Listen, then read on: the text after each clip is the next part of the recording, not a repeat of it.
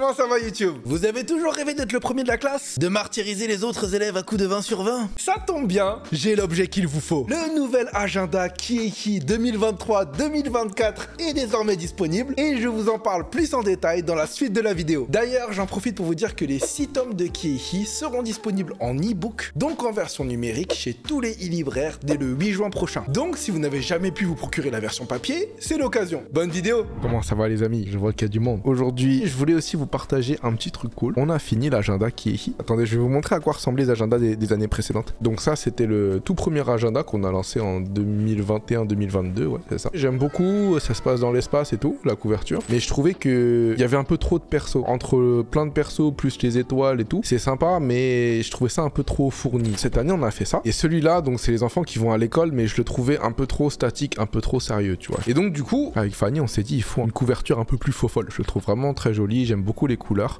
Ça ressemble beaucoup au tome 4. Et oui aussi, vous voyez là, ici, il y a un dessin sur la tranche. Et c'est la tête de Ki qui écrase la tête de Hi. C'est pour faire une suite logique. Dans le premier tome, il y a Ki ici sur la tranche. Ensuite, dans le deuxième tome, c'est Hi qui écrase la tête de Ki. Dans celui-là, c'est la tête de Ki qui écrase la tête de Hi pour se venger. Ah pareil, vous voyez, là ici, il y a le Hi en satellite autour de Ki. Et là, du coup, c'est l'inverse. C'est que c'est Ki en satellite autour de Hi. Et donc, ça part en impression très bientôt. Combien on en a vendu? On en a vendu 15 000 du premier et 10 000 du deuxième. Et celui-là, on l'imprime à 10 000 exemplaires ou 12 000, je sais plus. Et donc, on a fait tout un thème, beaucoup des Jeux Olympiques, puisque c'est en rapport avec les Jeux Olympiques de Paris, quoi. Et donc, ça, c'est septembre. Ça, c'est l'illustration de septembre. Les enfants qui sont en train de jouer au cerf-volant. Ni qui s'énervent parce qu'elle n'y arrive pas, comme elle n'est pas douée. Pour ceux qui ont déjà eu les agendas l'an dernier, vous le savez, mais à chaque fois, à gauche, on met un petit Daruma d'un perso différent à chaque fois. On écrit au début du mois ses objectifs, on dessine un œil. Et à la fin du mois, lorsqu'on a fait tous les objectifs, on dessine le deuxième œil. On s'est dit, comme il y a 12 mois et qu'il y a 6 tomes, tous les 2 mois, on met les dessins qui correspondent à un tome. Donc par exemple, là, septembre, octobre, c'est que des dessins du tome 1. Et c'est dans l'ordre chronologique d'apparition des dessins. Comme ça, les personnes qui ont lu tous les mangas, ça vous rappelle quelque chose. Le mois de septembre est fini et vient un mini-jeu. Vous savez, lorsqu'on fait la pagination, parfois, bah, il y a une page blanche. Et à chaque fois qu'on a une page blanche, on cale un petit jeu. Donc le Sudoku, voilà, c'est un Sudoku, mais avec des têtes de Ki. Il faut s'amuser à les dessiner. Octobre, c'est Halloween, donc trop bien. C'est vraiment un petit style Halloween et du coup, on enchaîne avec une petite couleur violette. Et vous voyez, le Daruma, il a changé. Le Daruma, cette fois-ci, dans septembre, c'était Ki et là, c'est Hi. Donc ça, c'est tous les animaux du signe astrologique qui, Hi et leurs amis peuvent invoquer le jour du nouvel an. Donc Ki, c'est la chèvre, Lo, c'est le serpent. Ça, c'est quand Mash, l'oiseau, il frappe Hi, il dit dégage de là, tu vois. Attention au jeu de mots, Lakers. Voilà.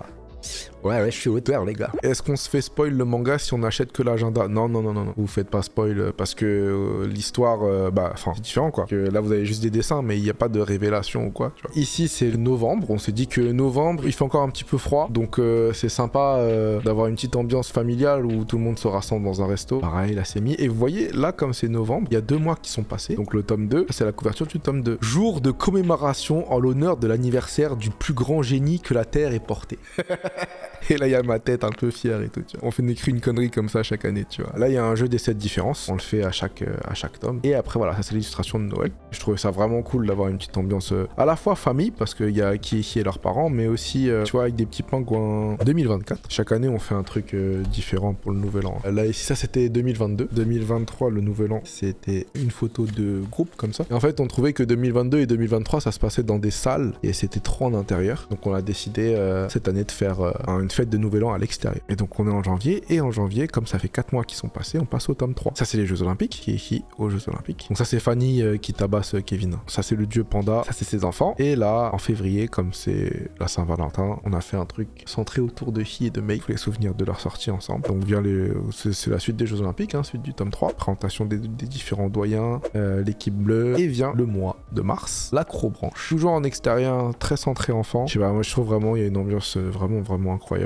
ici. Et on passe au tome 4, vous voyez, ça c'est la couverture du tome 4. Là, c'est le commentateur des Jeux Olympiques qui crie tellement, qui met tellement d'ambiance qu'il risque de faire tomber l'espèce de drone hélico sur lequel il vole. Et ça, c'est tout le monde qui essaie de rattraper Marco en lui disant qu'il court pas dans le bon sens. Et là, il y a un mini-jeu labyrinthe. Faut aider chaque équipe à rentrer chez soi. Et ça, avril, comme vous le savez, en avril, c'est le printemps des cerisiers. Ça dure généralement entre fin mars et le 10 avril à peu près. On le fait chaque année d'ailleurs. Normalement, on l'a fait l'an dernier aussi. Dans le premier agenda, on l'avait fait en mars. C'était le dieu panda qui mangeait avec Zou. Dans l'agenda de l'an dernier, on a fait pareil. Donc, Phantom Dang avec le panda et Zou qui découvrent des petites créatures en forme de feuilles. Et suite à ça, dans cet agenda-là, ils volent ensemble. Vous voyez, là, les petites créatures, elles sont là. Elles sont partout et ils volent ensemble à travers l'île éternelle. C'était un peu pour créer une sorte de continuité, de suite, d'un agenda à l'autre. Donc ça, c'est mai. C'est le festival des robots. En fait, on s'est rendu compte sur les 2 premiers agendas qu'on n'a pas fait beaucoup de choses au village bleu. Et on s'est dit que c'était marrant, cette fois-ci, qu'on voulait vraiment faire un dessin spécial village bleu. Le mois de mai, avec Femsuc, cette fois-ci, j'aime beaucoup